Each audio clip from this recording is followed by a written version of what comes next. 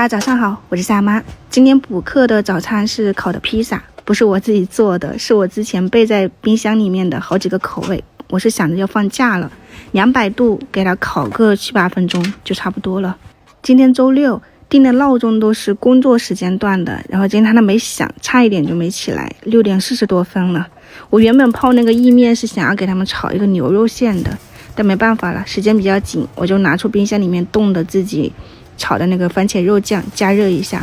再把这个用冷水泡了一个晚上的意面放进去，加一点点清水，这样非常的快速。还是之前有个朋友分享给我的，以前我泡好了以后还要煮一下嘛，直接像这样子去放到酱里面焖一下也可以，口感也软糯，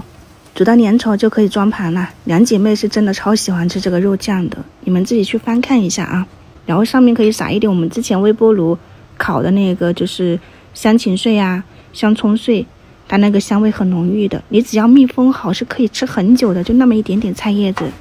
披萨也烤好了，你给它切成段。它这个披萨我喜欢吃，是因为它有点像那个恰巴塔的口感，就面皮很软，软若拉丝。今天的早餐6点52分搞定，供大家看一看，参考意义并不大啊，咱们就主要是唠嗑一下。后面配了一点生菜，